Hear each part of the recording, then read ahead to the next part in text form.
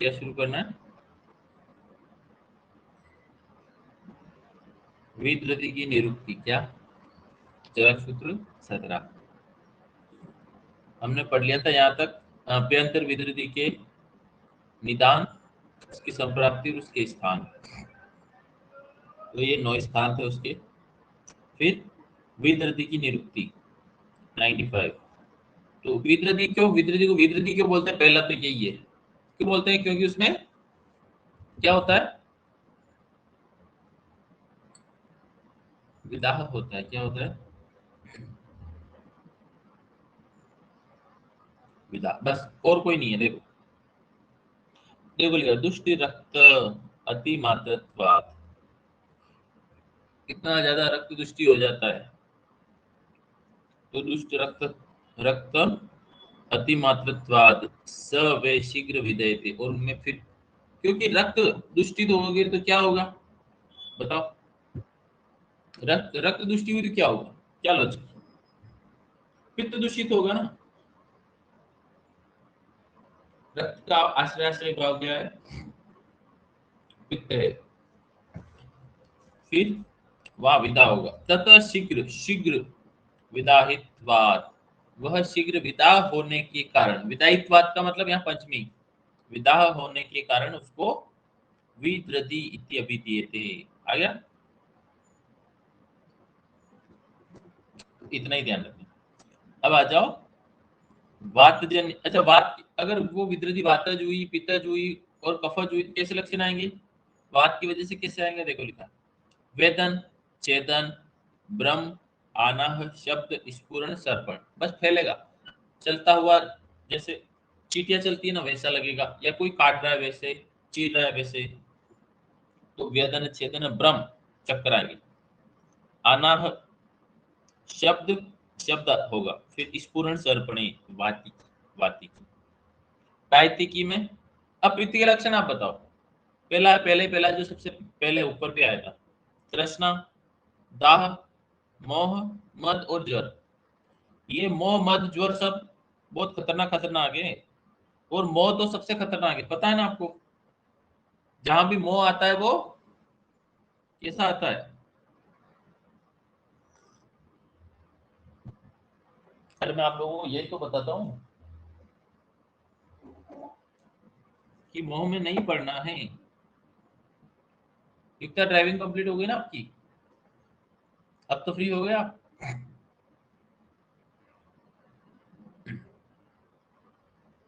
चलो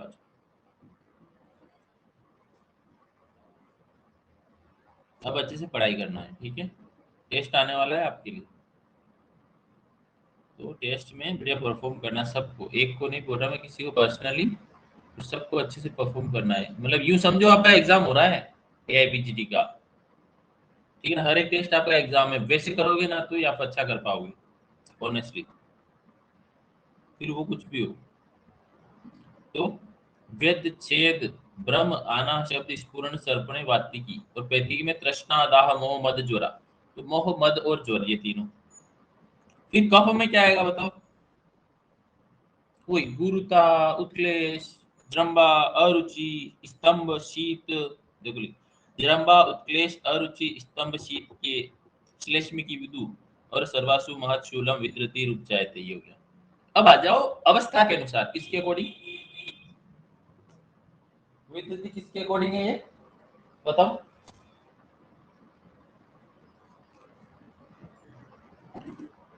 अवस्था के अकॉर्डिंग। अवस्था का मतलब क्या?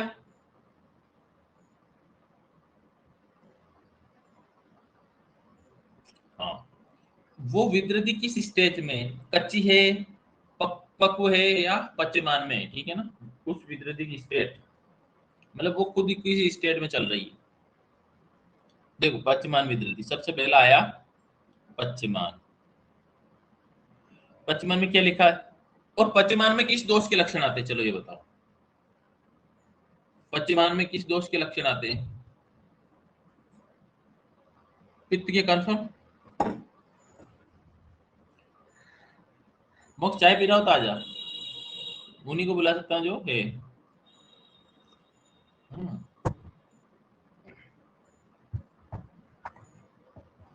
अच्छा मग, अच्छा ये हम क्या, जब पंचकर्मा की बिल्डिंग बन रही थी, पंचकर्मा की बिल्डिंग नहीं बनी थी ना जब हम आए थे, उसके बाद पंचकर्मा की बिल्डिंग का कंस्ट्रक्शन चालू हो गया था। तो हमने क्या किया, हमारे गाइड बढ़ गए थे, तो सर के रूम में बहुत सारे सामान थे, बहुत सारे सामान।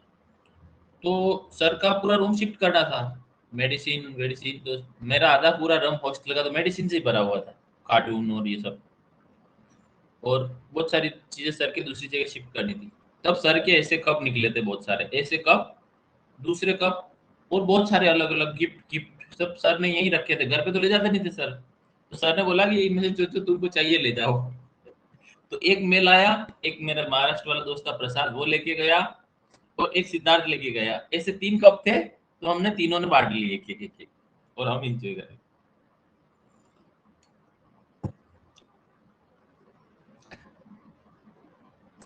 तो ऐसे और भी कई चीजें थी जो ऐसे हम यूज करते, मतलब सर की काफी चीजें थी।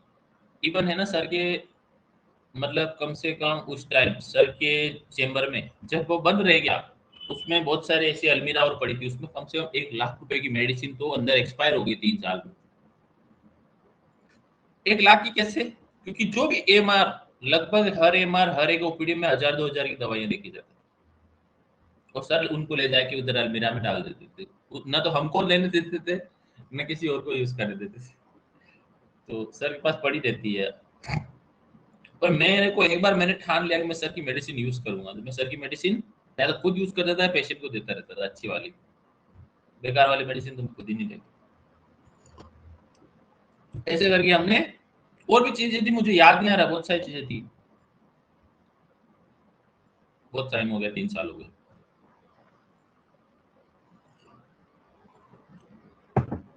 चलो आ जाओ, सुबह सुबह चाय मिल जाए तो फिर बात ही क्या है ना, क्यों मोक्ष। और एक शाम को 4 बजे मिल जाए क्लास के बाद, क्लास के बाद थके हारे लटके हुए डल,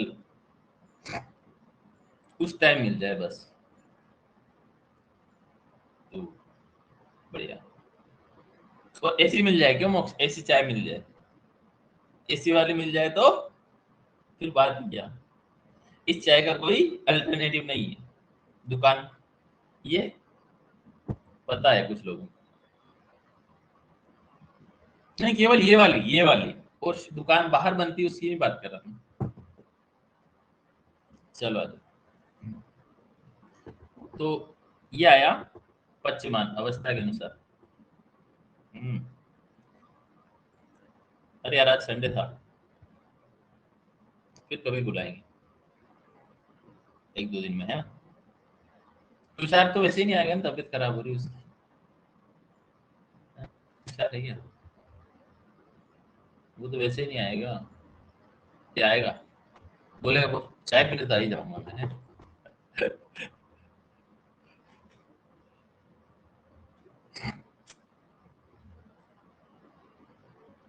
चलो ठीक। अगली छुट्टी कब आ रही है, हॉलीडे, ऐसे ठीक हो जाएगा। 28 को है। अगले संडे को चाय पी, चलो बात करेंगे। चलो अब आ जाओ पश्चिमान वाली बात पे, ठीक है।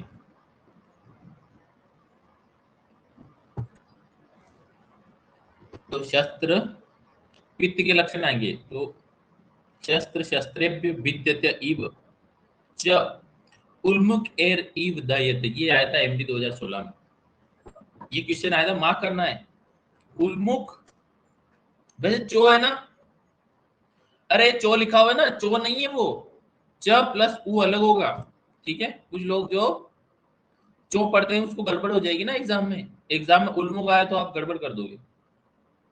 तो च अलग हो जाएगा, च उल्मुख ए, उल्मुखे मतलब उल्मुखे ईव दयते, दयते, फिर विद्रति व्यमलता याता वृश्चिक एव दश्यते, बिच्छू के जैसे काटने की वेदना और कहाँ होती है।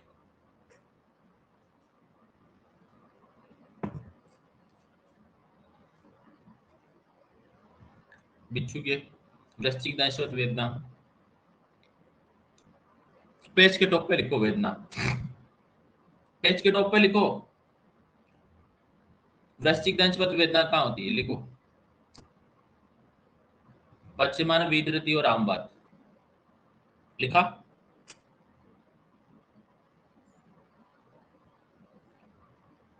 लिख लिया?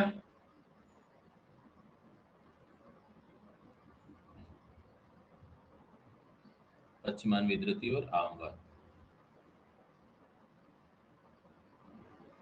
लिख लिया क्या?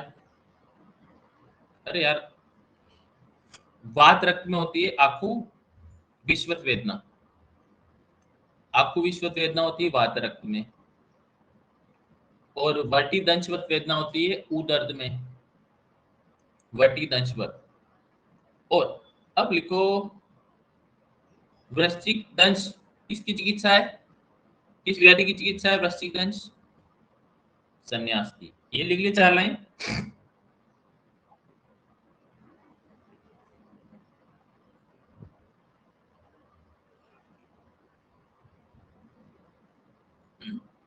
आ जाओ, तो ये याद रखना, उल्मुख ईव दयते और वृश्चिक ईव दश्यते। एक तो दाह होता है उल्मिक की तरह, और एक दश्यन दंशन।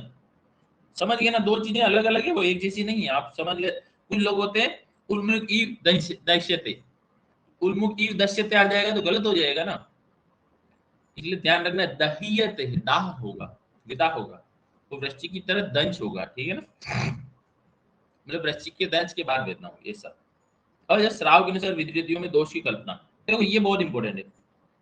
पहले क्या होता था कि कोई पेशेंट आया बाई चांस, वैसे पेशेंट आते थे तो आचार्य एक पेशेंट को 100 पेशेंट के बराबर समझ के ऑब्जर्व कर लेते थे, उनकी बुद्धि इतनी उत्कृष्ट थी। हमारे तो हम 100 पेशेंट भी देख लेते तो हमको कभी समझ में नहीं आता, लेकिन एक पेशेंट से जो सीखने को मिल सकता है वो 10 या 20 पेशेंट या 100 पेशेंट नहीं सिखा सकते, ये मैं आपको हमेशा बोलता हूँ। कल मेरी पुरानी इस पिछले बैच वाली एक लड़की से बात हो रही थी, वो बोल रही थी मुझे नॉन क्लिनिकल मिलेगा या फिर मैं प्राइवेट से करूंगी यूं करके, तो वो बोल रही थी कि उस कॉलेज का एक्सपोजर अच्छा है। मैंने कहा ना, जो हम यूजी में सुनते हैं, यूजी के बाद यूजी में सुनते हैं एमडी में क्या होता है, एमडी कैसे होती है, हम बहुत बारी अफवाहें सुनते हैं, तो वो अफवाहों में है, अभी भी बहुत बड़ी गलतफहमी में है। एक्चुअल में एमडी की सच्चाई क्या है, एमडी की सच्चाई आप जिस दिन पूरी तरह से जानोगे, आप तब तक महसूस नहीं कर सकते। क्यों? क्योंकि आप उससे गुजर नहीं सकते, अभी आप उस सिचुएशन को फेस नहीं कर सकते। पिछले बैच में एक योगिता नाम की लड़की थी, योगिता अहलावत, किसी ने सुना है क्या नाम योगिता अहलावत? क्रैश कोर्स में थी, पूजा को पता होगा, योगिता अहलावत दिल्ली की थी वो, चौधरी ब्रह्म प्रकाश से यूजी थी वो। उसका उसको नहीं मिल पाया गवर्नमेंट कॉलेज, उसने प्राइवेट पंचकर्मा ले लिया चेन्नई में। अभी वो इतनी परेशान है ना। क्यों? क्यों परेशान है? उसका आज पिछले कब एडमिशन हुआ था? मार्च में हुआ था ना एडमिशन, मार्च, अप्रैल, मई, जून, जुलाई, अगस्त, सितंबर, 7 महीने हो गए। हाँ, 6 महीने हो गए। 6 महीने में उसका सिनोप्सिस फाइनल नहीं हुआ। 6 महीने से उसका सिनोप्सिस फाइनल नहीं हुआ। सिनोप्सिस क्या होता है पता है?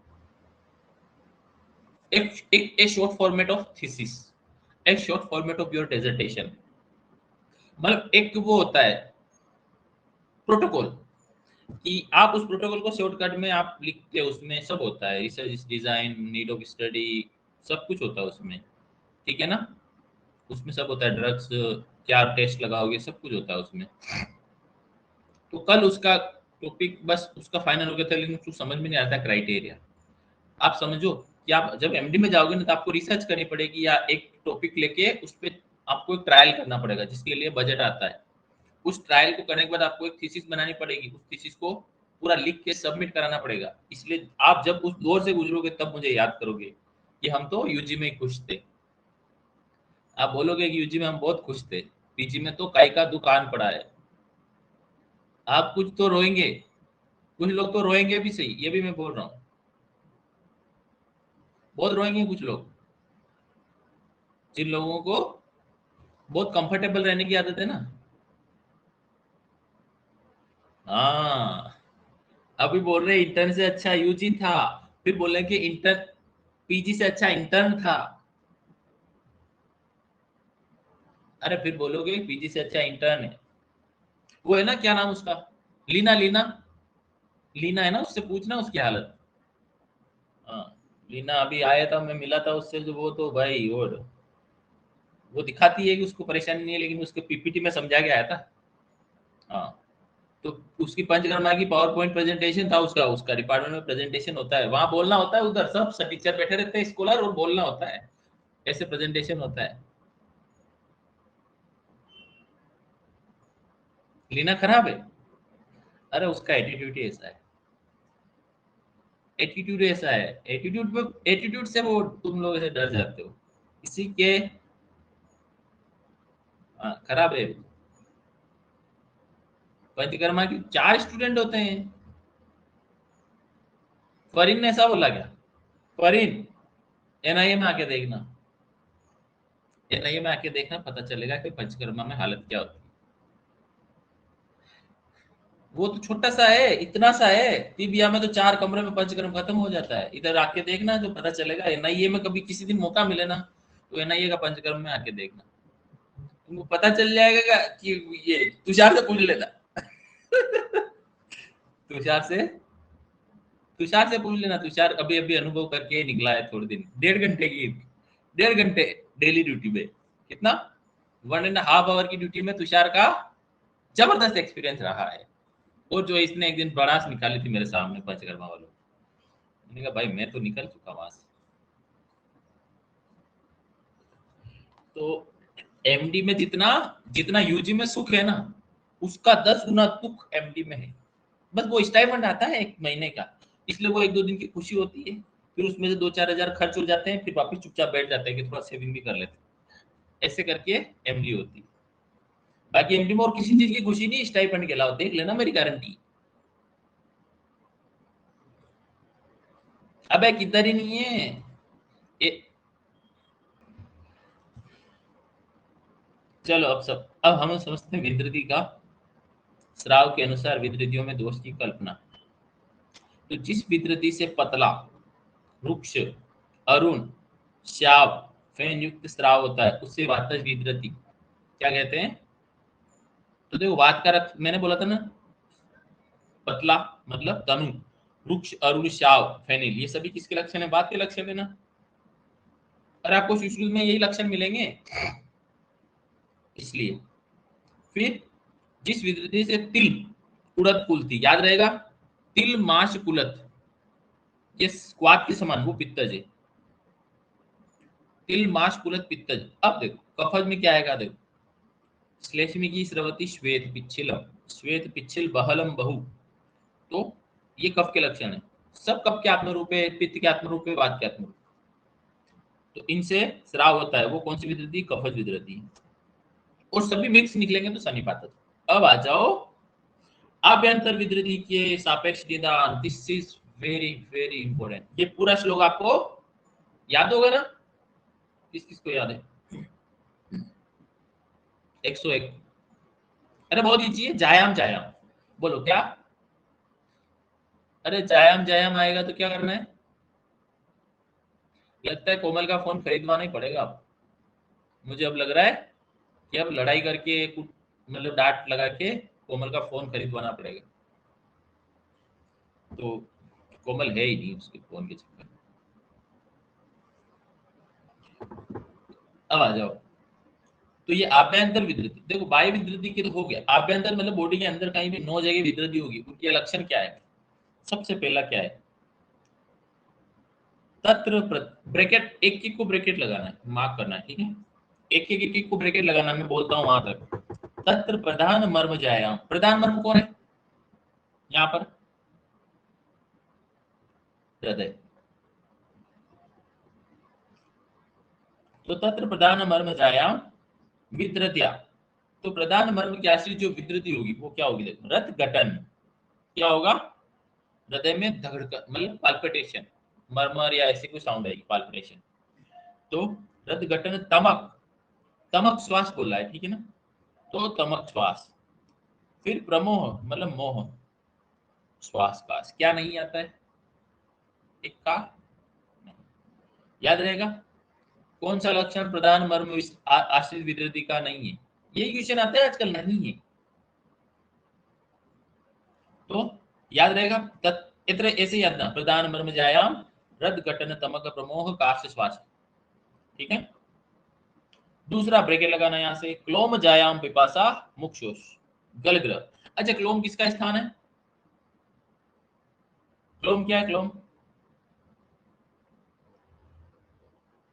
अरे भाई पेनक्रियाज मत बोल, डायरेक्ट पेनक्रियाज नहीं बोलना है, उदक व स्रोतस का मूल है। किसका, पेनक्रियाज हम समझ सकते हैं उसको, एक एज इट इज में कौन सी स्ट्रक्चर है वो नहीं पता, हाँ क्लोम, तो क्लोम जाया पिपासा मुक्षोष। अच्छा, ये कैसे समझोगे कि ये क्लोम आश्रित विद्रति से पिपासा मुक्षोष और गलग्रह होगा, क्योंकि ये क्या चल रहा है, ये टॉपिक क्या चल रहा है, बोलो, प्रमेय पीड़िका। और आपको पता है प्रमेय में सबसे पहले कौन सा ऑर्गन डैमेज होता है, या किसका, बोलो डायबिटीज में क्या होता है इन्वॉल्व, पेनक्रियास। और जब पेनक्रियास का इन्वॉल्वमेंट होता है तो क्या हो जाता है, इंसुलिन का फंक्शन। और तीन हार्मोन होते हैं पेनक्रियास के, तीन हार्मोन बताओ चलो। पेनक्रियास की अल्फा सेल से कौन सा निकलता है, ग्लूकागोन। बीटा सेल से कौन सा निकलता है, इंसुलिन। डेल्टा सेल से कौन निकलता है, सोमेटो स्टेटिन। तो ये तीन निकल, अब अगर वहां विद्युत नहीं होगी तो तीनों हार्मोन ही निकलेगी। अब इन तीनों का फंक्शन आप पढ़ लेना, ठीक है, इन तीनों का हार्मोन का फंक्शन आपको पढ़ना, ये मैं नहीं बता रहा, क्योंकि मैं काम ही नहीं फिजियोलॉजी पढ़ाना आपको अभी, ठीक है। ये आपको अगर पढ़ लिया तो समझ में आ जाएगा। तो अब डायबिटीज के अंदर क्या मिलता है, पोलीडिप्सिया, पोलीयूरिया, पोलीफेजिया, मुख्य शोष मिलता है, प्यास मिलती है, ठीक है ना। वही लक्षण आ रहे हैं कि वो विकृति होगी तो वो लक्षण बढ़ जाएंगे, ठीक है। तो पिपासा, मुख शोष दोनों चल रहे हैं ना, मुंह सूखेगा और पिपासा लगेगी, क्यों, क्योंकि वहां पर वो मेटाबॉलिज्म इफेक्ट हो रहा है। फिर गलग्रह, गले में जकड़ाहट, गलग्रह, बोलती बंद हो जाए। फिर यकृत जायाम श्वास, यकृत जायाम श्वास, याद रहेगा, बहुत इंपॉर्टेंट है ये। गलत कहां से होगा, गलत कैसे होगा मैं बताता हूँ। एक ऑप्शन आएगा श्वास अवरोध, एक आएगा उच्छ्वास अवरोध, क्या आएगा, एक आएगा श्वास अवरोध, एक आएगा उच्छ्वास अवरोध, ध्यान रखना है। निश्वास अवरोध भी आएगा ऑप्शन में, ऐसा खतरनाक क्वेश्चन तो मैं बनाऊंगा फुर्सत में इस टेस्ट। उच्छ्वास निश्वास, अच्छा,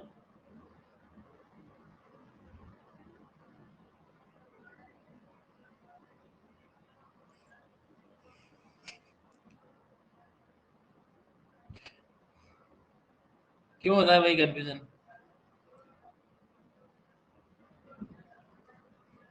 चलो आगे।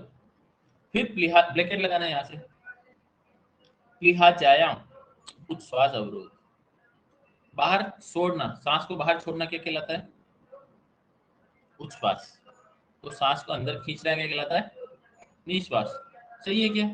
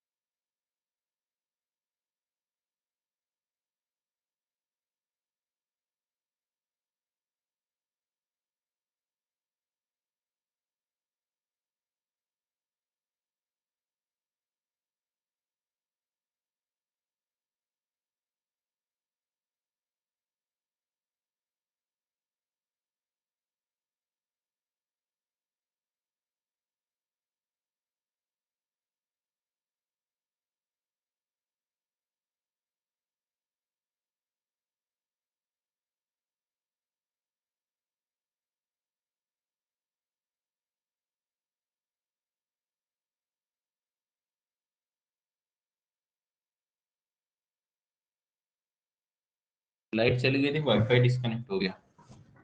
आवाज आ रही है ना?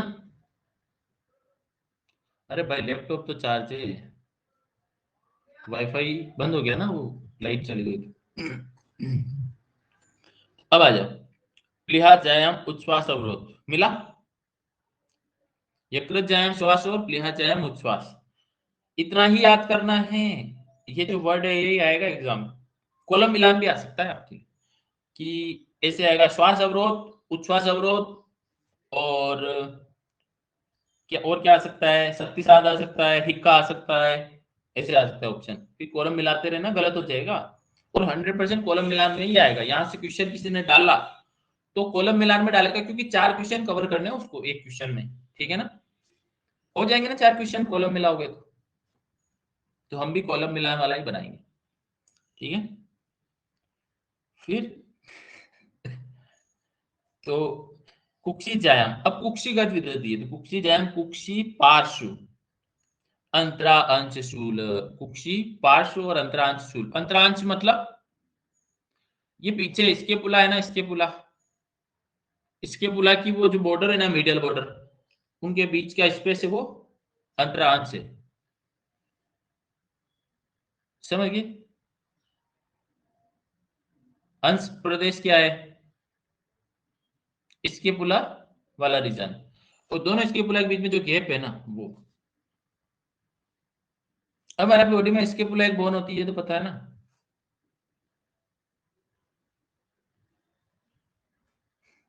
चपटी सी होती है ऐसी, जो कि सबसे खतरनाक, याद ही नहीं होती थी एमडी में, यूजी फर्स्ट ईयर में, है ना? किधर से क्या नोच होती, किधर से क्या स्पाइन होता है, upper lower border, medial border, lateral border, क्या पता नहीं क्या क्या था, कौन सी मसल्स कहाँ इंसर्ट होती है, कहाँ ओरिजिन होती है।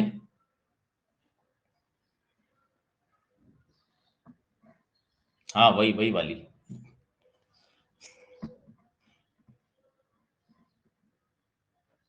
चलो आ जाओ। एक्रोमेन प्रोसेस नहीं, उसमें बहुत सारी चीजें हैं। कौन सी कैविटी होती है? ग्रीनियोइड, ग्रीनियोइड कैविटी होती है ना, ग्रीनियोइड कैविटी वाली बोलो। स्पाइन भी होता है उसमें। चलो आ जाओ, कुक्षी पार्श्व अंतरांश शूल, कुक्षी जायम विद्युति का क्या है, कुक्षी पार्श्व अंतरांश शूल, याद रखना है। फिर वृक्क जायाम, वृक्क कहाँ होता है भाई? रेट्रोपेरिटोनियम होता है, पीछे की साइड होता है ना? अरे जस्ट कमर से ऊपर होता है और बैक साइड होता है, जहां रिब्स खत्म होती है। तो रेट्रोपेरिटोनियम, तो वो जब उसमें विद्युति होगी तो क्या बोल रहा है वो, पृष्ठ में पेन होगा और कटी में पेन होगा, इसलिए लिखा है पृष्ठ कटिग्रह, मिल गया? तो समझ गया ना, पृष्ठ कटिग्रह वृक्क जायाम। नाभि जायाम हिक्का, और आपको पता है हिक्का की उत्पत्ति कहां से होती है? नाभि से होती है ना। अब हम चरण में पढ़ेंगे, एक दो हिक्का कौन सी है मेन मेन, जो नाभि से उत्पन्न होती है। तो आपको याद रखना, नाभि जायाम हिक्का।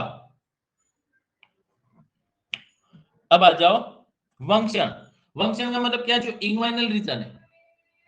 वंक्षण का मतलब क्या होता है? Anterior superior iliac spine to cubic symphysis के बीच वाला गैप, ठीक है ना? वही तो होता है। अरे वंक्षण मतलब इंग्वाइनल रीजन, इंग्वाइनल लिगामेंट कहाँ इंसर्ट होता है? इंग्वाइनल लिगामेंट कहाँ से कहाँ होता है? Anterior superior iliac spine to cubic symphysis. अरे भाई क्या एनाटॉमी पढ़ी? नहीं पढ़ी ना?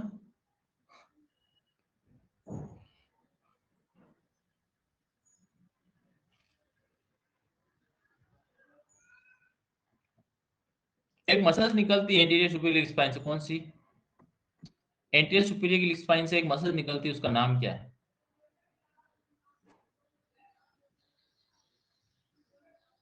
Taylor muscle, tailor muscle. चलो सार्टोरियस।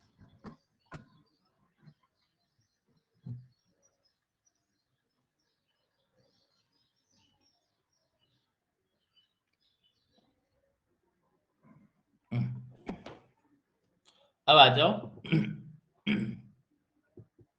आगे, नाभि जायम हिक्का, वंक्षण जायम शक्तिशाली। शक्ति का मतलब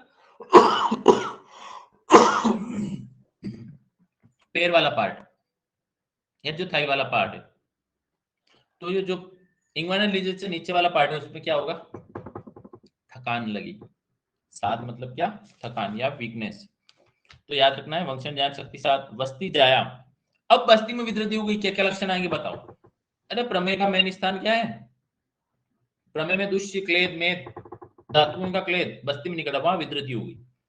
तो पहला क्या आएगा, क्रच, पहला आएगा क्रच। पूति मतलब दुर्गंधित, कृत्यता से निकलेगा प्लस दुर्गंधित। मूत्र और वर्च दोनों क्या क्या, मूत्र और पुरुष दोनों क्या निकलेंगे, कृत्यता से निकलेंगे और दुर्गंधित निकलेंगे, इसलिए लिखा है क्रच पुति मूत्र वर्चत्वम वर्चस्वत्वम चयति, ठीक है ना।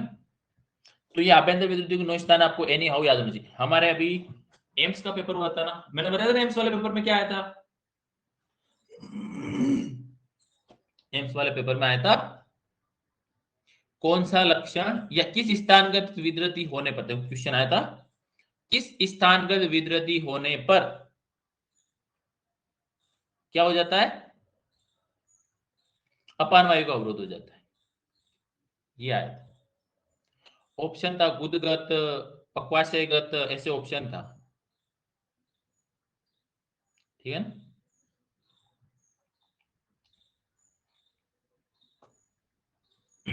चार ऑप्शन थे।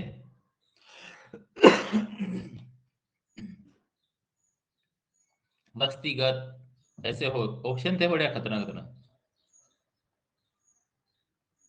तो ये याद, ये इसलिए बोल रहा हूं यहां से क्वेश्चन आता है। बस इस बार नहीं आया इसका मतलब है कि अगली बार 100% आएगा। इस बार कहां से आया था इस चैप्टर से क्वेश्चन, पहले ओज से आ गया ना, अरे ओज से आ गया ना, ओज से धातु क्षेत्र से आ गया, अगली बार इधर से आएगा, ध्यान रखना है। अब आ जाओ आगे, लिख लो वाग्भट ने और सुश्रुत ने एक विद्रति एक्स्ट्रा मानी है, कौन सी, गुदगत विद्रति 10वें नंबर की। लिख लो ऊपर पेज पे, अगले पेज पे, कि वाग्भट ने और सुश्रुत ने एक गुदगत विद्रति एक्स्ट्रा मानी, और उसका लक्षण क्या है गुदगत का। मैं क्वेश्चन बनाऊंगा तो ऐसे बनाऊंगा, आचार्य सुश्रुत के अनुसार या वाग्भट के अनुसार गुदगत विद्रति का लक्षण है मूत्र अवरोध, पुरुष अवरोध, अपान वायु का अवरोध या शुक्र का अवरोध। अब बताओ तुम आंसर, खत्म है कहानी। ये टफ क्वेश्चन, तो टफ क्वेश्चन तो ये है।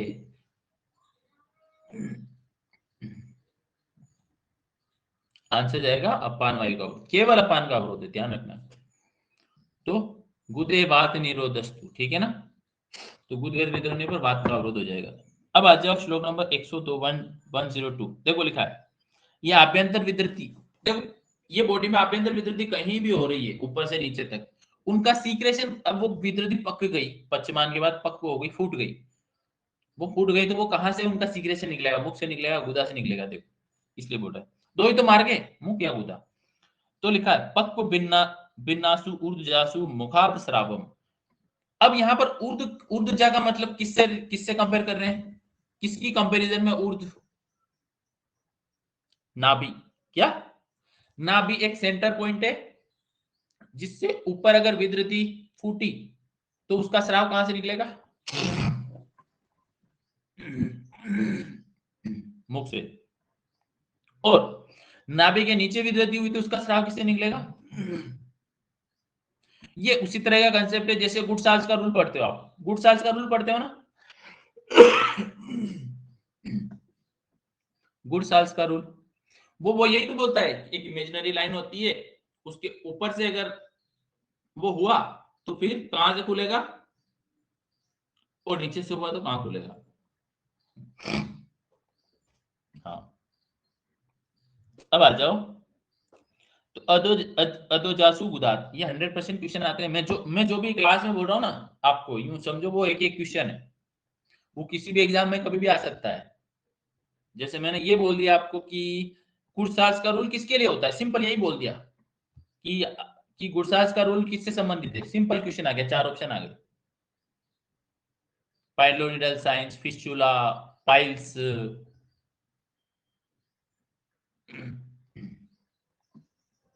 ऐसे। हाँ।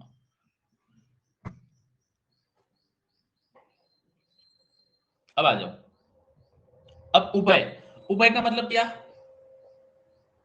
उभय का मतलब क्या? नाभि के बीच में, मतलब नाभि के बीच में या नाभि के ऊपर और नीचे दोनों जगह विद्रती है, वो फट गई तो दोनों जगह से श्राव निकलेगा, ठीक है ना। तो उभयस्तु नाभि जासु, उभयस्तु मतलब मुख से भी और गुदा से भी, नाभि के विद्रती का श्राव दोनों जगह से निकलेगा। अब आ जाओ 103 नंबर, विद्रतियों के में मृत्यु का कारण, विद्रतियों की वजह से डेथ क्यों होती है, डेथ। तासाम रद नाभि वस्तिजा परिपक्वा सन्निपाति की जब मना है, कौन कौन सी? हृदय, नाभि और वस्ती, ये तीनों क्या है? हृदय, नाभि, वस्ती क्या है? मर्म है, और मर्म के आशीष विद्रती मार डाली, या फिर सन्निपाती की विद्रती मार डाली। अच्छा, सिर में विद्रती होती है, ये क्वेश्चन आएगा, निम्न में से कौन सा विद्रती का स्थान नहीं है? ऑप्शन होगा हृदय, वस्ती, नाभि, सिर, ये चार ऑप्शन के अलावा पांचों ऑप्शन नहीं मिलेगा आपको। शेषा पुनः कुशलम आशु प्रतिकार, कुशल वैद्य बहुत जल्दी चिकित्सा करेगा, तब जाके, क्या बोल रहा है वो? शांत होगी, बड़ा मतलब इसमें तो बड़ा भयंकर ट्रीटमेंट है, क्योंकि बहुत ज्यादा ही वो फैल गई दुष्मेध है और अभ्यंतर है, क्योंकि वो इतने विद्रति कोई एक दिन में नहीं होती, मैं पहले बता रहा हूँ, विद्रति कई सालों की संप्राप्ति के बाद होती है। जैसे उसको 15-20 साल क्या रहा, डायबिटीज या फिर प्रमेय हुआ, प्रमेय के बाद उसके अंदर और मेद दृष्टि हुई, तब हो जाएगी। आप तो मैं बोल रहा हूँ ना, आप में से कोई भी प्रमेय पीड़िका वाले पेशेंट को देख ही नहीं सकता, आप में से कोई भी प्रमेय पीड़िका वाले पेशेंट को देख ही नहीं सकता। क्यों? इतना गंदा होता है ना, इतने भयंकर स्मेल मारता है ना, आप वो खुद ही उसकी स्मेल टॉलरेट नहीं कर सकता, आप तो बिल्कुल ही टॉलरेट नहीं कर सकते। मैंने अपनी लाइफ में एक बार देखा था प्रमेय पीड़िका वाला पेशेंट, रियल वाला। आप, मैं बोलो ना, आप देख ही नहीं सकते, इतना भयंकर होता है, और वो छोटी जगह नहीं होता है ना, वो बहुत बड़ा होता है, और इतना भयंकर स्मेल मारता है ना, मतलब आपने वो स्मेल एज्यूम ही नहीं कर सकते, आप कल्पना ही नहीं कर सकते वो स्मेल कितनी खतरनाक होती है, दुष्यमेध होता है उसमें, सड़ता है उसमें वो, और अलग अलग कलर का उसमें सिक्रेशन होता है, इतना खतरनाक होता है, चिपचिपा ऐसा, और वो खुद दर्द के मारे परेशान रहता है। तो आप प्रमेय पीड़िका, मतलब हमेशा प्रे करना है आपके पास प्रमेय पीड़िका का पेशेंट ना आए। क्या बोल रहा हूँ मैं? भगवान से ये प्रे करना कि आपके पास प्रमेय पीड़िका का पेशेंट कभी ना आए, आए तो सर्जरी वाले के पास जाए, आपके पास ना आए, वही उसको झेल सकते हैं ना। मुझे सर्जरी में कभी इंटरेस्ट ही नहीं रहा, सर्जरी, मेरे को सर्जरी का एक चीज अच्छी है, बस वो है चलो का उच्चारण और मोक्षारण, वही मैं करता हूँ। अग्निकर्म, चलो का उच्चारण, शस्त्र कर्म, ये तीन ही मुझे अच्छे लगते हैं, बाकी सर्जरी का कुछ मुझे कोई पार्ट अच्छा नहीं लगता, क्योंकि जघन्य उपक्रम है। शल्य कर्म कैसा उपक्रम है? किसने बोला कि शल्य कर्म सबसे जघन्य उपक्रम है इस आयुर्वेद का?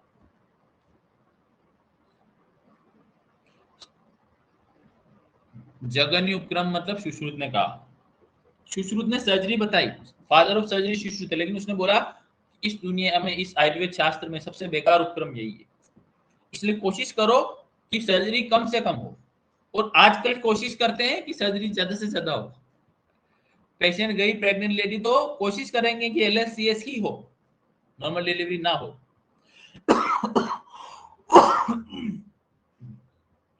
मुझे एक्सपेक्टेड था, मेरे को शुभजीत से क्वेश्चन एक्सपेक्टेड था कि मुझे क्यों पसंद नहीं है सर्जरी। चलो कोई बात नहीं। तस्माद अचिरोति था वितरती, जो अचिर वितरती है उसको शस्त्र सर्प विद्युत अग्नि तुल्य होती है। सॉरी, अचिरोत नहीं, चिरोत, मतलब लंबे टाइम तक उत्पन्न हुई वितरती शस्त्र मतलब मार डालने वाली, विद्युत बिजली की तरह और अग्नि के तुल्य होती है। अब इसकी चिकित्सा है स्नेहन विरेचन, मतलब स्नेह युक्त विरेचन। कौन सा विरेचन कराना है? स्नेह युक्त विरेचन या स्नेह स्वेदन। स्वेदन कैसे कराएंगे? विद्युत में स्वेदन कराना है? बिल्कुल नहीं कराना है स्वेदन। अरे इसने हिंदी में लिखा है लेकिन एक्चुअल में श्लोक में स्वेदन वर्ड नहीं है, काट देना हिंदी वाला स्वेदन।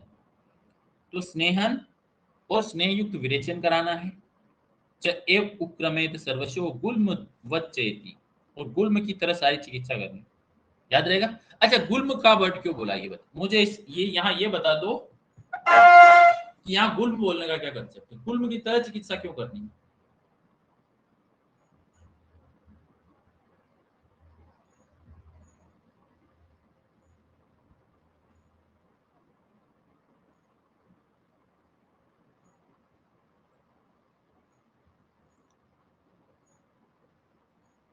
ये अधिक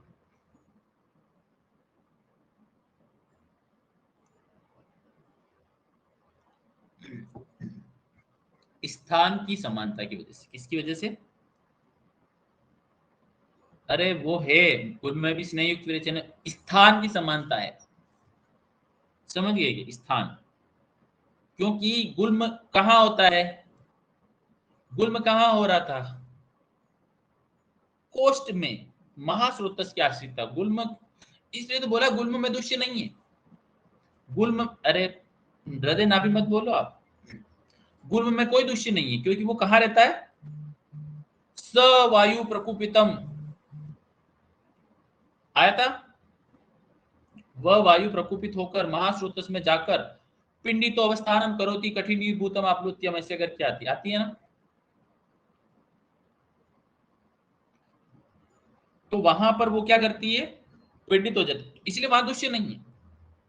और यहाँ पर क्या बोल रहा है वो, ये भी कोष्ठ के कोष्ठांगों के आश्रित है। गुल्म भी वहीं आश्रित था, 5 जगह थी, यहाँ 9 जगह, पर स्थान वही है कोष्ठ, ठीक है ना, महास्रोत। इसीलिए वो चिकित्सा उपक्रम सेम हो जाता है। भाई कहाँ गुल्म और कहाँ विद्रति? मैंने हमेशा आपको यही बोला है कि हमेशा स्थान के अकॉर्डिंग चिकित्सा होती है। व्याधि का मूल स्थान ठीक करना जरूरी है, उसका आश्रय सही करना पड़ेगा, वो स्रोत सही करना पड़ेगा। फैक्ट्री, आश्रय मतलब स्थान मतलब फैक्ट्री, समझ गए?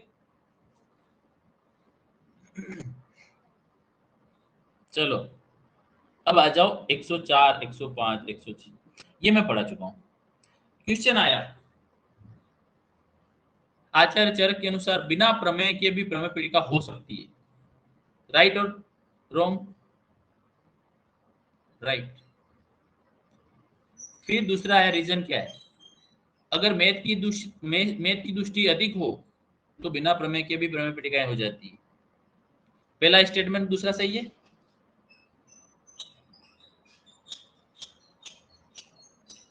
सही है ना? देखो ये बिना प्रमेय प्रमेयम अपि एता जायन्ते दुष्ट मेधस, जिस मनुष्य में मेद की अत्यधिक दुष्टि हो गई उन्हें बिना प्रमेय के भी प्रमेय पीड़िका हो जाती है। और इन पीड़िकाओं का परिज्ञान तब तक नहीं होता जब तक कि अपने स्थान को पूरी तरह से ऑक्यूपाई नहीं कर लेती है, पकड़ नहीं लेती। इसीलिए तो खतरनाक है। इसी तरह से कौन सी डिजीज होती है जो खतरनाक होती है, जो पता नहीं चलता है? किडनी वाली। किडनी 90% तक खराब होती है तब सिम्टम आते हैं, अदरवाइज किडनी में कभी सिम्टम नहीं आते। किडनी एक ऐसा ऑर्गन है जो कभी सिम्टम नहीं देता। क्योंकि किडनी क्या है, अभी मैंने कल बताया था, मैं तो बस स्रोत से,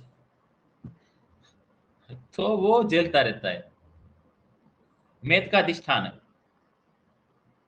अरे इधर से ही तो बड़ा होता है, इधर साइड से ही तो लटकता है यूं करके जब मोटा होता है ना। सबसे पहले इधर ही आता है सारा फेट। तो बस आपको कुछ पॉइंट, मतलब आयुर्वेद में मर्म समझना है। मर्म का मतलब वो वाला मर्म नहीं, मर्म का मतलब है मेन कॉन्सेप्ट, वो समझ लेना है। बाकी तो सब उसके आसपास ही चलता है, इधर या इधर, ऊपर नीचे, बस यूं ही चलता है। वो सेंटर पॉइंट है, उसके ऊपर चलेगा, उसके नीचे चलेगा, उसके दाएं चलेगा, बाएं चलेगा, बस मेन मर्म समझ लो आप, ठीक है? तो उन्हें बिना प्रमेय के प्रमेय पीड़िका हो जाती है, लेकिन पीड़िकाओं को परिज्ञान तब तक नहीं होता जब तक वह अपने स्थान को पूरी तरह से नहीं पकड़ लेती या ऑक्यूपाई नहीं कर लेती। इसलिए ये बहुत इंपॉर्टेंट है। इसलिए तो मैंने बोला कि कोशिश करो कि प्रमेय पीड़िका वाला पेशेंट आपके पास आए नहीं। क्यों? क्योंकि वो आएगा तो 10-20 साल की लंबी हिस्ट्री लेके आएगा। कितने साल की? एक लिस्ट 10 से 20 साल की हिस्ट्री लिए बिना आ ही नहीं सकता। सबसे लंबी डिजीज की हिस्ट्री इसमें मिलेगी। ठीक है, अब आ जाओ। मैंने बोला था कि 3 सकजा, बोला था ना, सकजा स अल विन बी। तो 3 सकजा क्या होती है? दुष्ट, मेद और कफ की अधिकता वाली होती है, इसलिए वो क्या होती है? दूसरा होती है, मतलब मुश्किल से ठीक होती है। देखो लिखा है सराविका कच्छपिका जालिनी सकजा चैती दूसरा दूसरा होती है, मतलब मुश्किल से ठीक होती है, वो बहुत मुश्किल से। जानते ही अति बला, वो बलवान होती है। क्यों? क्योंकि प्रभुत श्लेष्म मेद, बहुत ज्यादा कफ और मेद की अधिकता होती है। ठीक है ना, इसलिए वो दूसरा होती है। लेकिन प्रमेय पीड़िका में, लेकिन प्रमेय में कफ और मेद होता है, या कफ और मेद से उत्पन्न प्रमेय, तो वो क्या होता है? समकृतवाद की वजह से क्या होता है? साथी होता है, याद रखना है। लेकिन प्रमेय पीड़िका में इसका अपोजिट हो जाता है। अब आ जाओ अगला, सरसपी अलजी विंता विदती, ये 4, ये बोल रहा है ये 4 होती साध्य होती। क्यों होती साध्य? क्योंकि इनमें क्या होता है? पित्तोल बनास्तु बहुती अल्पमेद, पित्तोल बन होती है और अल्पमेद वाली होती है। तो वहां पर क्या हो जाएगा? चिकित्सा का उपक्रम सही बैठ जाएगा। लेकिन प्रमेय में, प्रमेय पीड़िका में उल्टा है, ध्यान रखना है। अब स्थान के अनुसार प्रमेय पीड़िकाओं की असाध्यता। देखो लिखा स्थान मतलब मर्म, ठीक है ना, मर्म। मर्म कौन कौन से थे अभी? हृदय, हृदय वहां सिर नहीं है, सिर काट देना। अरे हिंदी में सिर लिखा है क्या? ब्रैकेट लगा के लिखा है ना। अरे वो नाभि है, सिर में तो होती नहीं, सिर में भ्रमण पट्टिका होती नहीं। हाँ, तो हृदय नाभि बस्ती, फिर अंश आया ना, मर्मसु अंश से, बुधे पानी, बुधा पानी मतलब हाथ, स्तने, भ्रष्ट से सुना है ना, स्तनोगत विद्रति, ब्रेस्ट एप्सिस। अभी इस साल क्वेश्चन क्या आया था? मोस्ट कॉमन साइट ऑफ, अरे इस साल क्वेश्चन था ना एग्जाम में, कौन से क्वाड्रेंट में होता है? अरे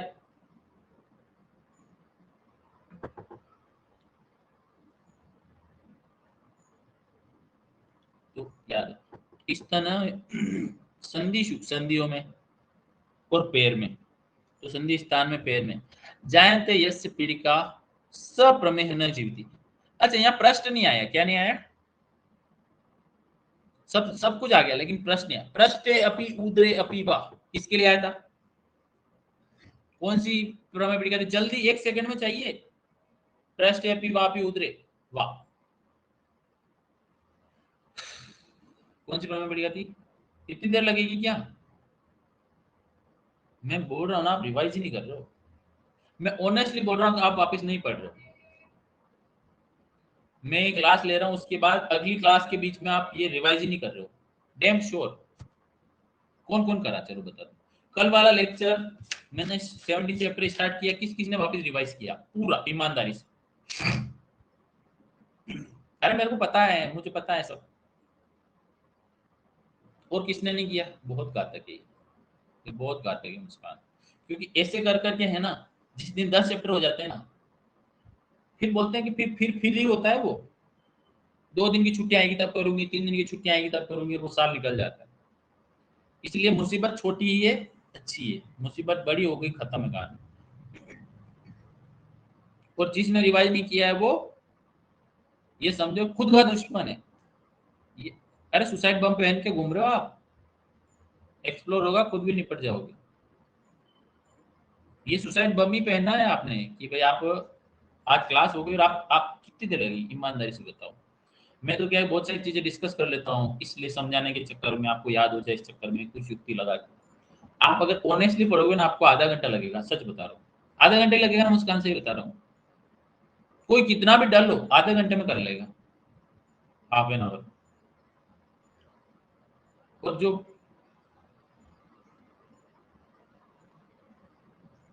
हो जाएगा कम में, पर आप लोग एक आधा घंटा नहीं दे सकते तो फिर पता चल जाता है ना मुझे कि किसने करा नहीं करा।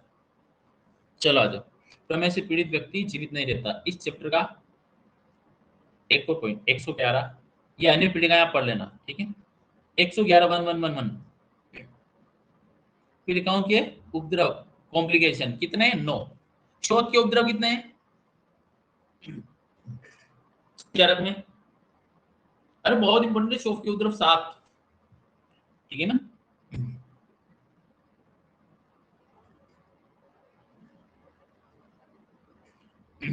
अब आ जाओ त्रट। पहला ही क्या उपद्रव है? पिपासा, मेदे, और प्रमेय के बाद है तो वो चलेगा। त्रट श्वास। श्वास क्यों? अच्छा श्वास क्यों आ रहा है? सिंपल,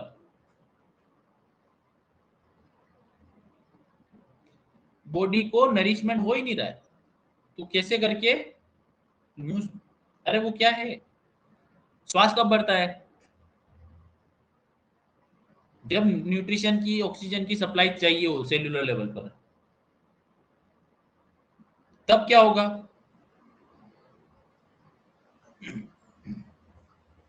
अरे पहला डायबिटीज का कारण यह है कि हम सांस ही नहीं लेते। डायबिटीज सही हो जाए अगर सांस लेना सही हो जाए। चलो, तो त्रट श्वास। मास्कोथ, मास्कोथ मतलब कौन सा गैंग्रीन?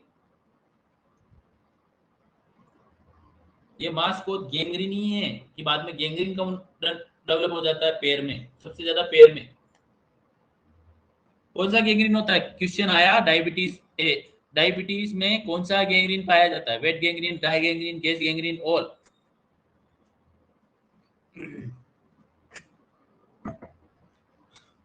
बताओ, डायबिटीज में कौन सा गैंग्रीन होता है? Wait gangrene, dry gangrene, gas gangrene, all? अरे दो लोग आंसर दिए, अभी गलत हो गया ना, तो अच्छा है, एग्जाम में गलत नहीं होगा। अब पक्का है दोनों में से एक का गलत है।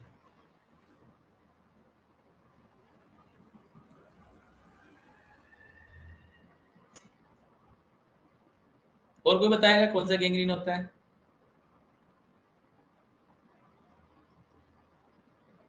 ड्राई गैंग्रीन होता है, ठीक है।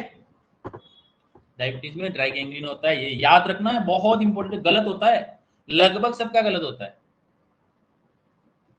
सबका गलत हो जाता है। क्योंकि हम सोचते हैं कि क्लेद होता है, फिर अपनी दिमाग लगा लेते हैं, है ना। क्लेद में का दिमाग लगा के हम वेट ही लगा देते हैं।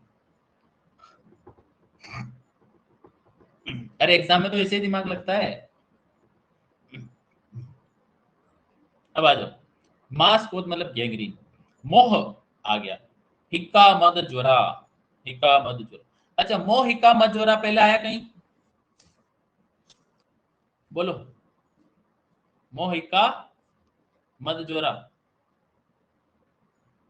या मोह मद ज्वरा, पित्तज।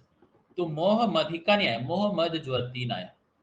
इधर भी आ गया मोह मद ज्वर। ये प्रमेय पीड़िकाओं का उपद्रव भी है और पित्तज प्रमेय पीड़िका का लक्षण भी है। विसर्ग फैलेगा, मर्म संरोध मर्म अवरोध करेगा। मर्म संरोध का मतलब वही हृदय की रुकावट। फिर पीड़िका नाम उपद्रवा, ये 9 उपद्रव है, ठीक है। अब आ जाओ, लास्ट पॉइंट है आज का। आज 10 मिनट में हो जाएगा, 10 10 मिनट लगेंगे। किसी को जल्दी है क्या कहीं जाने की? अभी 1 घंटा नहीं हुआ है क्लास का। फ्री होना सब? अरे मोक्ष 12 बजे फिक्स आएगा। अब आ जाओ, दोषों की त्रिविध गति, लास्ट पॉइंट है। अच्छा, इस चैप्टर में 5 पॉइंट कौन कौन से पढ़ लिया हमने? बोलो, 5 पॉइंट कौन कौन से हैं?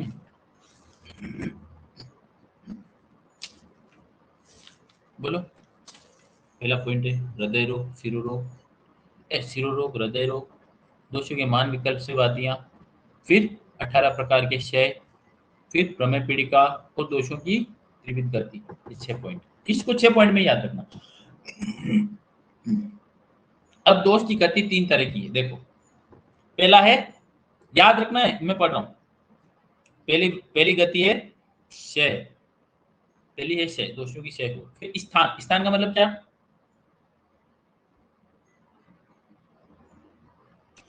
अपने प्रमाण में दोष अपने खुद के सम प्रमाण में रहेंगे और अपने स्थान में रहेंगे, तभी तो मतलब ये हेल्दी स्टेट है। ठीक है, कौन सी स्टेट है? Healthy state. तो क्षय होगा दोषों का, स्थान मतलब खुद के स्थान में समप्रमाण में रहेंगे या फिर वृद्धि को प्राप्त होंगे। तीन, वृद्धिश्च दोषाणाम त्रिविध गति, ये दोषों की तीन प्रकार की गति है।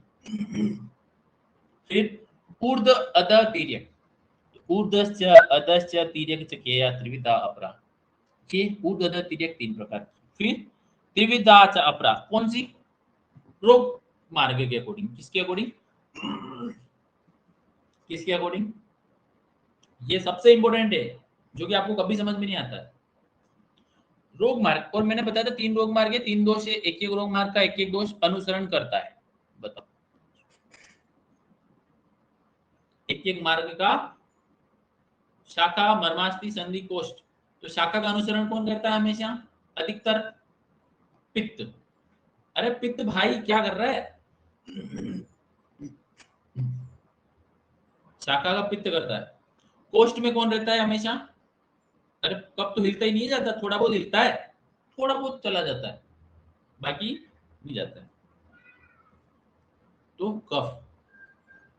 फिर मर्मास्थि संधि, और मर्मास्थि संधि में कौन अनुसरण करता है? वात। इसलिए उन दोषों की गतियां उधर ज्यादा होती, इसीलिए मर्मास्थि संधि की व्याधियां कौन सी होती है हमेशा? वात व्याधियां। शाखा की व्याधियां कौन सी होती? पित्तज व्याधियां होती अधिकतर, मोस्ट ऑफ टाइम। और कोष्ठ की व्याधियां कौन सी होती? कफज होती। वैसे तो वैसे तो जाएंगे सारे दोष, लेकिन प्रधानता की बात कर रहा हूं मैं, व्यपदेश की बात कर रहा हूं। व्यपदेश तो भूषा, ऐसा नहीं कि आप ये मान लो कि भाई इन्होंने तो यही बोल दिया, ऐसा नहीं है। प्रधानता की बात कर रहा हूं, समझ में आया? तो त्रिविधा चापरा, ये बात मैंने है ना इस अब से बता देता हूँ मैं, ये बात सबसे शुरू में बता देता हूँ, पहले लेक्चर में बता दी होगी शायद, पहले दूसरे लेक्चर में ये बात बता देता हूँ मैं, ये दोषों की ये वाली गति, क्योंकि ये बहुत इंपॉर्टेंट है। जब जब शाखागत रोग की बात आएगी तब हम सोच ही नहीं पाते हैं कि क्या हो रहा है, जब कोष्ठ के रोग की बात आएगी तो हमको स्वप्राप्ति समझने में नहीं आती। पहली बात तो यही है कि टफ क्या है, पेशेंट आ गया, हमने हिस्ट्री ले ली, हमको दोष ही पता नहीं चल रहा है कौन से दोष से बीमारी हुई। पहला मामला तो वहां फंस जाता है।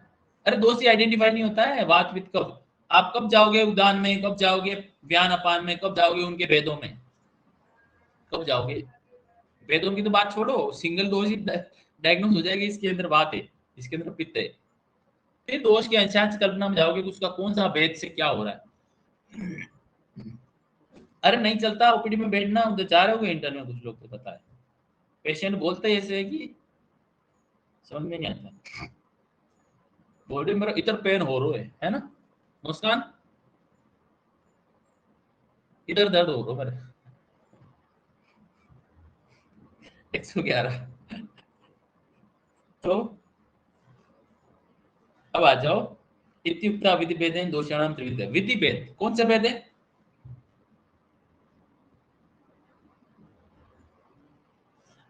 मतलब ये विधि संप्राप्ति दोषों की। कौन सी संप्राप्ति? विधि संप्राप्ति का मतलब मैंने बताया था कि नाम सेम रहता है लेकिन भेद अलग हो जाते हैं, बताया था ना। जैसे ज्वर है, ज्वर कॉमन है, लेकिन ज्वर के दो भेद भी है, ज्वर के तीन भेद भी है, ज्वर के पांच भेद भी है, ज्वर के सात भेद भी है, ज्वर के चार भेद भी। हाँ, तो विधि भेद मतलब अलग अलग कंडीशन के भेद पे एक ही नाम। ठीक है, तो ये हो गए। अब आगे बढ़ते हैं, बहुत बहुत वेरी वेरी इंपॉर्टेंट, ऋतु के अनुसार अब दोषों की गति कैसे होगी? अच्छा, वो क्षय वृद्धि और सब कैसे होता है ऋतु के अकॉर्डिंग? तो देखो लिखा है, पहला पहला क्या वर्ड है? क्षय, मतलब सबसे पहले संचय की बात करेगा। फिर प्रकोप, मुस्कान, प्रशम आता है, प्रसर आता है?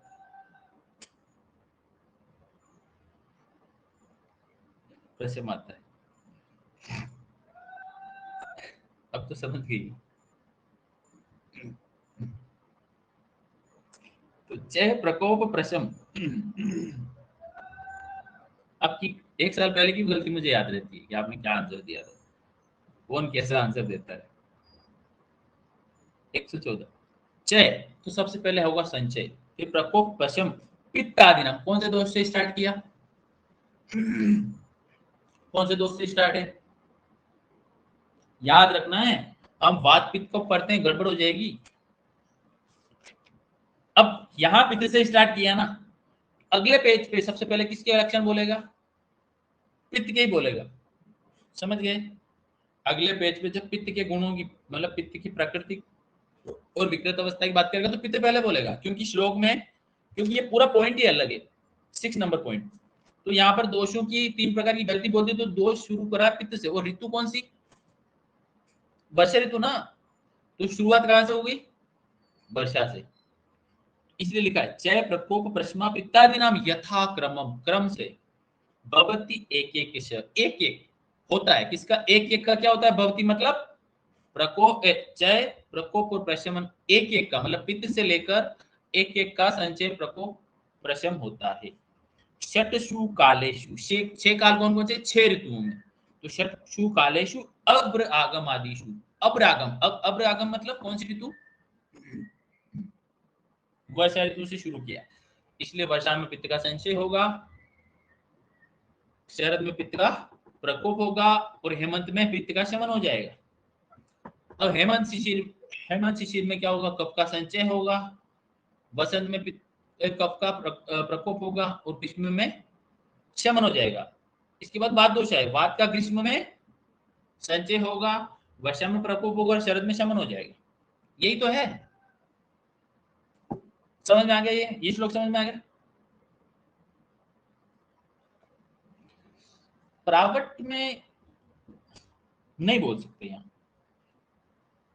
क्योंकि ये संशोधन के परिप्रेक्ष्य में नहीं बोला है। जब प्रावट ऋतु आती है तो शोधन के परिप्रेक्ष्य में उसको कंसीडर करते हैं कि जब हमको शोधन करवाना होगा किसी का, तो वहां पर प्रावट में बात करेगा, प्रावट का नाम लेगा, समझ गए? ये केवल और केवल साधारण ऋतु के परिप्रेक्ष्य में बोल रहा है, इसलिए यहाँ पर जैसे नस्य आया था, तो नस्य में क्या बोल दिया? प्रावट बोल दिया। बस्ती आएगा, प्रावट बोल देगा। लेकिन साधारण ऋतु की बात आएगी तो हमेशा किसकी बात करेगा वो? वर्षा की बात करेगा, ठीक है? प्रावट आएगा तो शोधन के परिप्रेक्ष्य में आएगा, ध्यान रखना है, ठीक है? या पंचकर्म के परिप्रेक्ष्य में, ठीक है? समझ गए क्या? मोक्षा,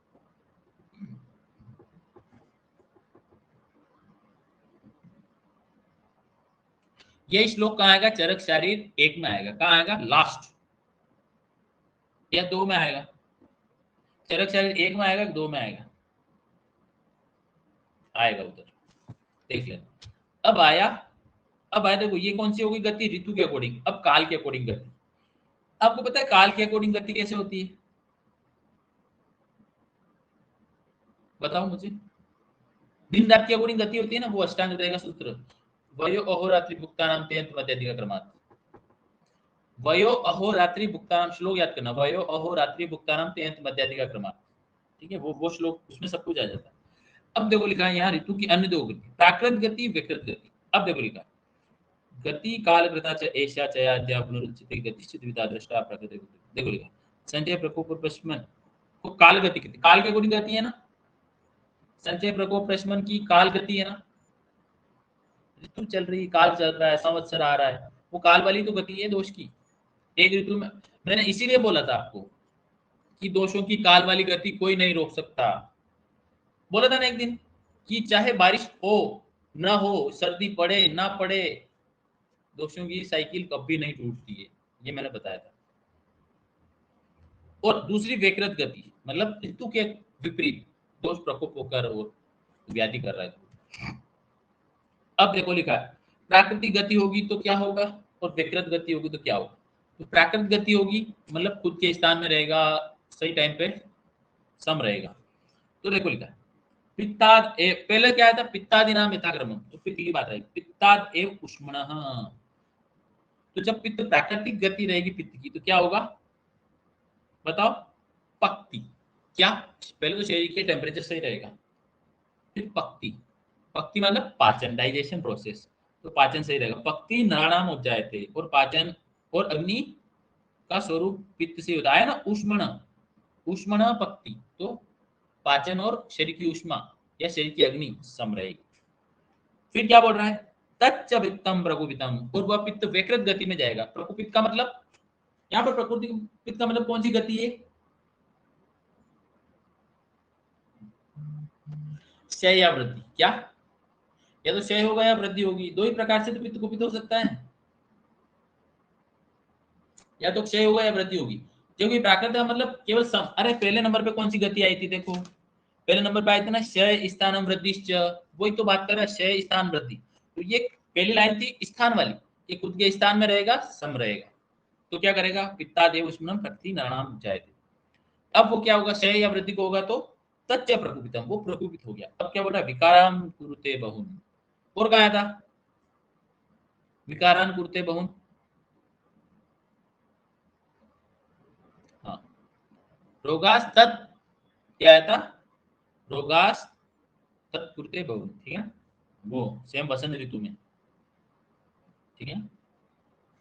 तो वसंत ऋतु में भी आया, वसंत ऋतु में, और यहाँ आ गया। अब आ जाओ कफ, ये मेरा फेवरेट श्लोक है। अच्छा बोलता हूँ ना इस श्लोक को मैं हमेशा, और कल ही बोला था मैंने, इम्यून सिस्टम की बात करी थी। तो देखो लिखा सबसे बड़ी कि वो कफ अगर प्राकृतिक रहेगा, समवस्था में रहेगा, खुद के स्थान में रहेगा, प्राकृतिक बलम श्लेषमा, तो हमारा नेचुरल बल आ जाएगा, ठीक है ना। तो प्राकृतिक बल को प्राकृतिक कफ को बल कहा है, और क्या बोल रहा है वो, विकृतो मल उच्यते, और वो विकृत हो गया तो क्या है, शरीर का मल है। सच एव स्मृत, सच एव ओज स्मृत का है, वो शरीर का क्या है, ओज है। कौन, प्राकृतिक कफ। और ओज क्या है हमारे शरीर का, इम्यून पावर। अरे इम्यून पावर है क्या, इम्यून बल है क्या, तो हमारा इम्यूनिटी वैदिक क्षमत्व बल, चलो आयुर्वेद में वर्ड आता है वैदिक क्षमत्व बल, ओज हमारे शरीर का वैदिक क्षमत्व बल है, वो किसके ऊपर डिपेंड है, डायरेक्टली कफ के ऊपर, ठीक है। और सच पाप उपदिश्यते, वो शरीर का पाप कहा जाता है। तो पाप का मतलब क्या, अरे शरीर को जो कष्ट देवे, व्याधि उत्पन्न कर दे।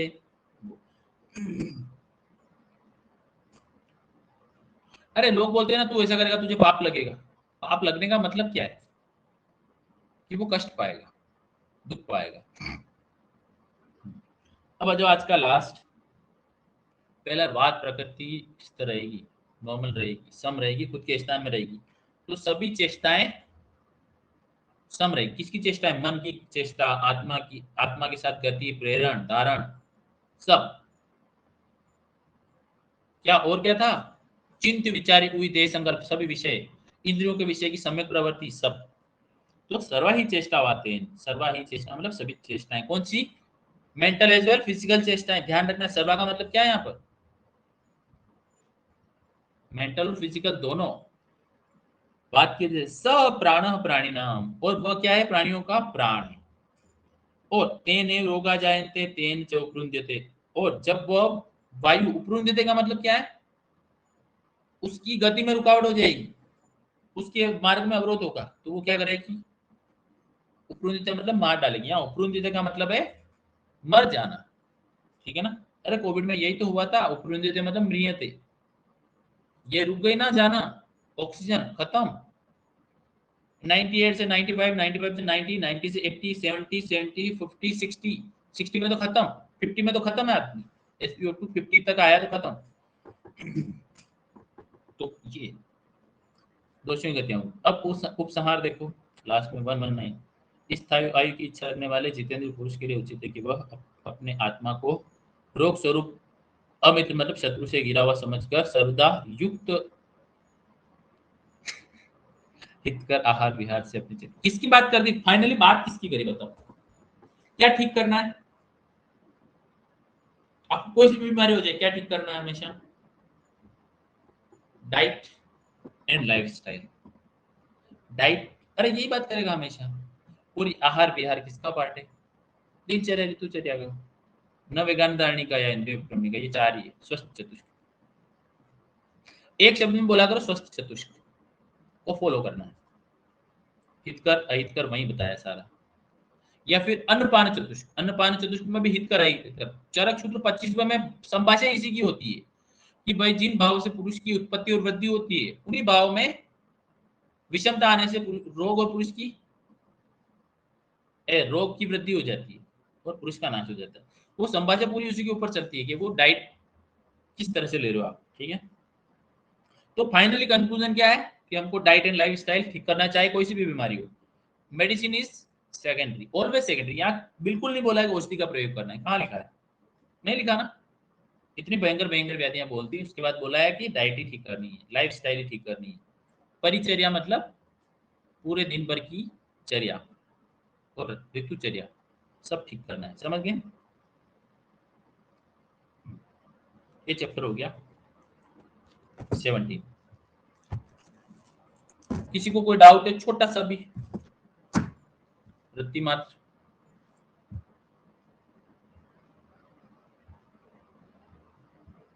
कोई डाउट नहीं है?